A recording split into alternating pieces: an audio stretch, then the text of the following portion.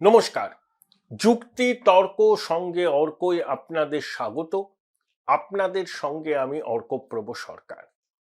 সবকিছু ঠিকঠাক থাকলে 28শে ফেব্রুয়ারি চূড়ান্ত ভোটার তালিকা প্রকাশিত হবে। নির্বাচন কমিশন জানিয়েছে 28শে ফেব্রুয়ারি সময়সীমা তারা ধার্য করেছে। তবে আমাদের সবার দাবি যে এসআইআর প্রক্রিয়া নিয়ে এত টালমাটাল, এত দোষারোপ পাল্টা দোষারোপ চাপানুতর, সুপ্রিম কোর্টে গিয়ে দিদিমণির সওয়াল করা, সেই এসআইআর শেষ পর্যন্ত অন্তিম চরণে, এবং আমার ধারণা 28শে ফেব্রুয়ারি হয়তো পূর্ণাঙ্গ ভোটার তালিকা প্রকাশ হবে। এখন পূর্ণাঙ্গ ভোটার তালিকায় যে নির্ভুল ভোটার তালিকা, সেটাও নিশ্চয়ই সংশ্লিষ্টরা খতিয়ে দেখবেন। বিজেপি বলেছে যে পূর্ণাঙ্গ ভোটার তালিকাতেও যদি জল থাকে, এসআইআর এর পরে প্রকাশিত ভোটার তালিকাতেও যদি জল থাকে, তাহলে তারা আদালতের দ্বারস্থ হবে। তা পূর্ণাঙ্গ ভোটার তালিকা প্রকাশের পর কমিশন নিয়ম অনুযায়ী সর্বদলীয় বৈঠক থাকবেন, তারপরে নির্বাচনের দিনক্ষণ ঘোষণা হবে। অনুমান করা যাচ্ছে দোল হোলি পেরিয়ে যাওয়ার পর মার্চের দ্বিতীয় সপ্তাহে নির্বাচনের দিনক্ষণ ঘোষণা হতে পারে। অনেক অনেক চাঞ্চল্যকর খবর আছে যে 8,508 জন বি গ্রেডের অফিসারকে রাজ্য সরকার যে তালিকা পাঠিয়েছিল, তাদের মধ্যে সামান্য কিছু অংশ এই আরও হিসাবে যোগদান করেছেন। নির্বাচন কমিশন বলছেন, দেখুন, পে স্কেল অনুযায়ী অনেকেই হয়তো বি গ্রেডের অফিসারদের সমতুল্য বেতন পান। দীর্ঘদিন কাজ করে করে করে করে তারা এই পে স্কেলে উন্নীত হয়েছেন। কিন্তু তার মানে এই নয় বি গ্রেড অফিসারদের যে সিদ্ধান্ত গ্রহণের ক্ষমতা থাকে, তারা সেই সিদ্ধান্ত গ্রহণ করতে পারবেন। Upper division clerk, lower division clerk, typist, এরা তো আর সিদ্ধান্ত গ্রহণ করতে পারবে না। এটা নিয়ে কিন্তু জট পেকেছে। এই জট কিভাবে ছাড়ানো হবে সেটা হয়তো ভবিষ্যৎ বলবে। এবং নির্বাচন কমিশন এটাও বলেছে যে মহকুমা সদরে ভোটের গণনা যাতে না হয়, সব গণনা যাতে জেলা সদরে হয়। কিন্তু সব কেন্দ্রের গণনা জেলা সদরে করতে গেলে যে পরিকাঠামোর প্রয়োজন, সেটা কিভাবে কমিশন নিশ্চিত করবে সে নিয়ে আমাদের ভাবতে হবে। কিন্তু এসআইআর গিরে উত্তাপ তো কমছে না, উত্তাপ চলছে, এবং আগামী সপ্তাহ দুয়েক ধরে আরো টান টান কিছু নাটক আমরা দেখব, বঙ্গবাসী দেখবেই প্রত্যাশা করি। আপনাদের আরো একবার আবেদন জানাই সহায়তার জন্য। থ্যাঙ্কস বাটনে ক্লিক করলেই সুপার থ্যাঙ্কস, আপনাদের আর্থিক সহায়তা আমার কাছে চলে আসবে। আজকের প্রতিবেদনের নাম দিয়েছি কি, লাশ খুঁজছে তৃণমূল। দেখুন, পুনাতে পুরুলিয়ার একজন ভাই, তার রহস্য মৃত্যু হয়েছে বা অপঘাতে মৃত্যু হয়েছে। পুনার পুলিশ কি বলছে, आगे का जो तपास रहेगा उसके बारे में आपको अधिक जानकारी तपास के बाद ही दी जाएगी। और ऐसा कुछ नहीं है कि किसी विशेष कम्युनिटी को टारगेट करके ये घटना की गई है, इस तरह का अभी तक हमारे तपास में का भी कहा गया कि वही बात मैं आपको बता रहा हूँ कि अभी तक हमने जितना तपास किया है उसमें इस तरह की कोई भी घटना सामने नहीं है, इस तरह का कोई भी क्लू सामने नहीं है कि किसी कम्युनिटी को टारगेट करके ये जो है वो क्राइम हुआ है। যে अचानक से हुआ क्राइम अभी तक जो है हमें हमारे नोटिस में है, हमारे प्रयास में। এই যুবাটি মদ খেয়ে বচসা করেছিলেন, তার পরিণতিতে এই ঘটনা। মদ খেয়ে মাতলামি করার ভিডিও পুনের পুলিশ পেয়েছে, এবং এই যুবকটির দাদাও কিন্তু স্পষ্ট করে বলছেন না যে বাংলা ভাষায় কথা বলার জন্য তার ভাইকে খুন হতে হয়েছে। চাপের মুখে পড়ে বলেছেন হতেও পারে বাংলা ভাষায় কথা বলার জন্য। কিন্তু তৃণমূল দেখুন, দিদিমণি এক্স স্যান্ডেলে পোস্ট করেছেন যে বাঙালি বাংলার উপর অত্যাচার। আরে মদ খেয়ে কেউ যদি বাওয়াল করে, কেউ যদি মাতলামি করে, তখন তো তার নত্যসত্ত্ব জ্ঞান থাকে না। বহু ঘটনা এরকম হয়, মদ খেয়ে বন্ধুদের মধ্যে বাড়াবাড়ি, সেখানে অপ্রীতিকর ঘটনা ঘটে, খুন পর্যন্ত হয়েছে। তা সবকিছুর মধ্যে বাঙালি আক্রান্ত, বাংলা ভাষায় কথা বললেই নিগ্রহের মুখে পড়তে হচ্ছে। এই যে মিথ্যা ন্যারেটিভ তৃণমূল তৈরি করছে, এটা কিন্তু হালে পানি পাবে না। দেখবেন হালে পানি পাবে। মানুষ অতটা বোকা নয়। শুনলাম খোকাবাবু যাবেন, বাঙালি আক্রান্ত, বাংলা আক্রান্ত, আর বঙ্গেশ্বরী আর এয়ার অ্যাপারেন্ট হচ্ছে বাঙালির ঠিকাদার। যারা শিক্ষকদের চাকরি চুরি করে, যারা গরু, কয়লা, পাথর, বালি, চাকরি সব থেকে টাকা খায়, সর্বভোগ অলিক্ষুদায় নিজেকে খেয়ে নেবে, তারা হয়েছে বাংলার ঠিকাদার। ভাবুন, ভাবুন শুধু। মানে ওই শকুনের মতো তাকিয়ে আছে। শকুন যেমন ভাগার থেকে লাশ খোঁজে, তৃণমূলও তেমনি তাদের রাজনৈতিক ন্যারেটিভ জোরদার তৈরি করার জন্য এরকম লাশ খুঁজছে বলে অনেকে বলছেন।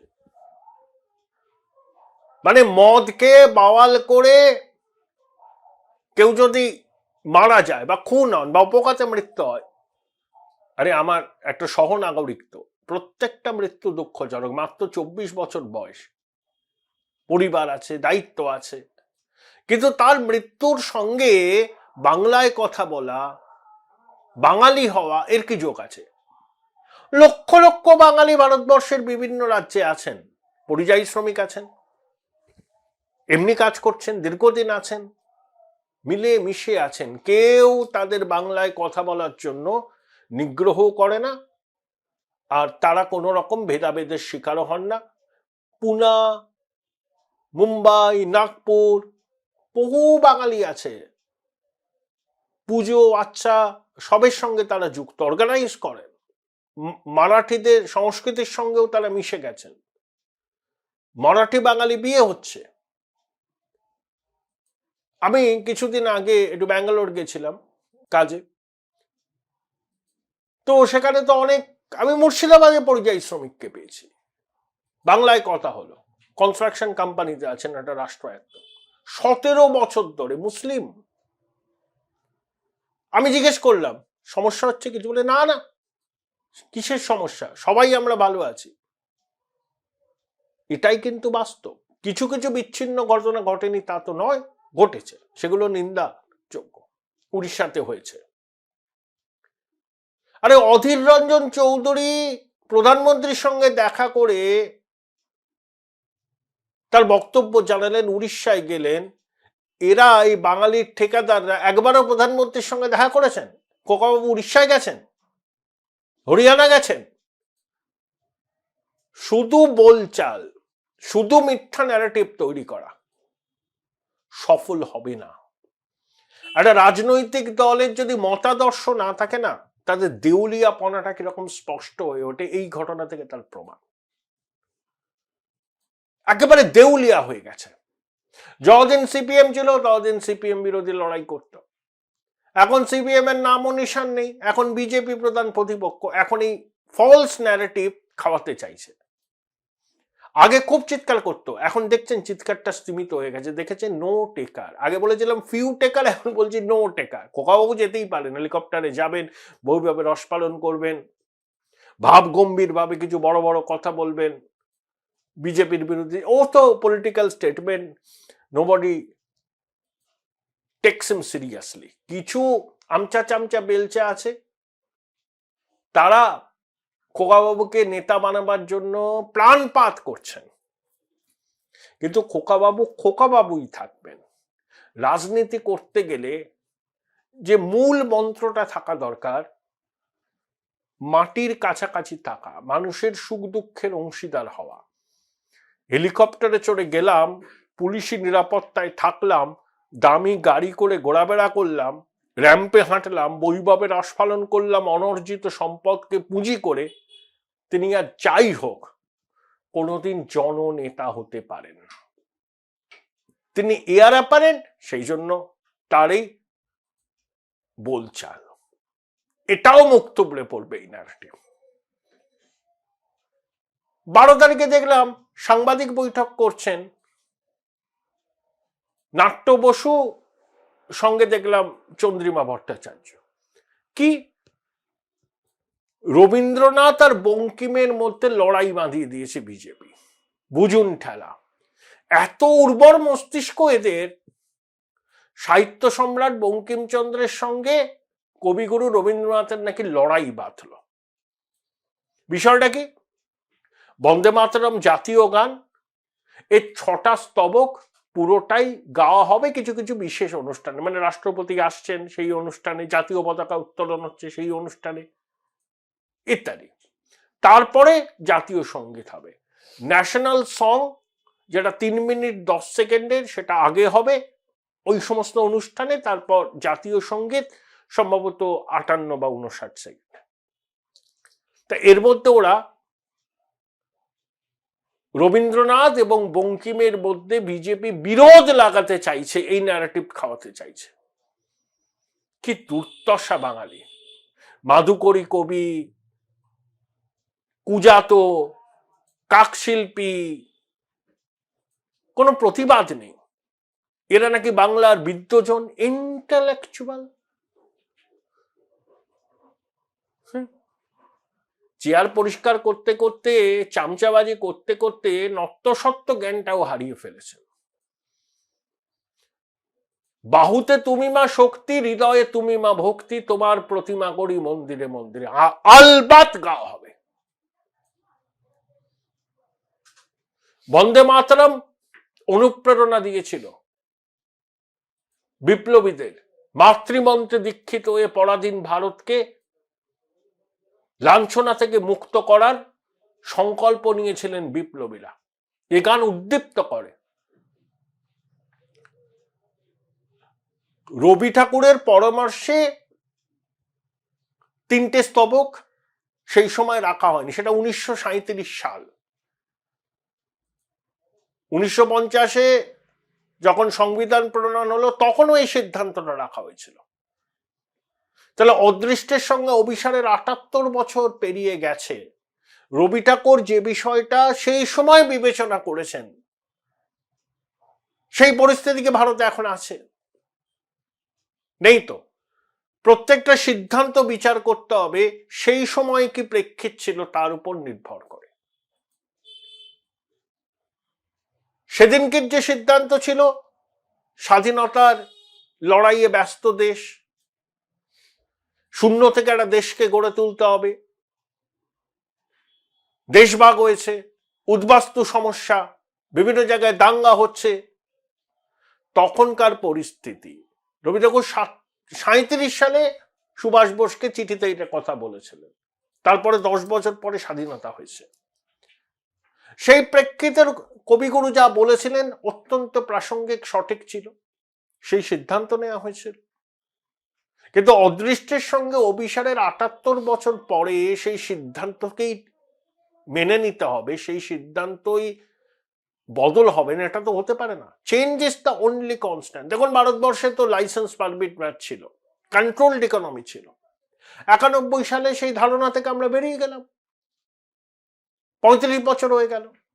তখনও গেল রব হয়েছে, কিন্তু এখন এটা টিনা ফ্যাক্টর হয়ে গেছে। তাই 37 সালে কবিগুরু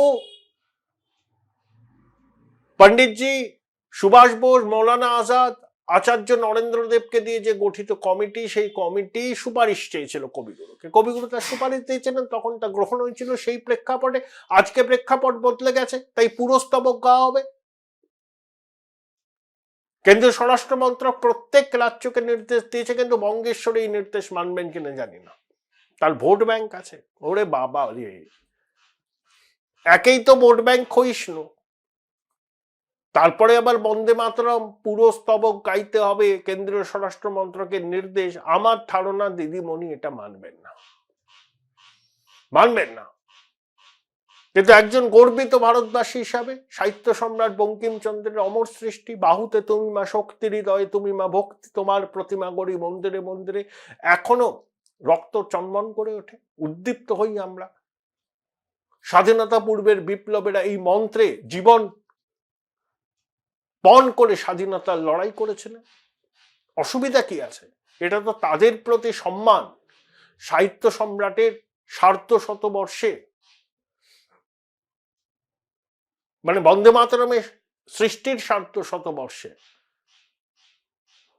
তার চরণে পুষ্পাঞ্জলি, গেল গেল রব তোলার কিছু নেই।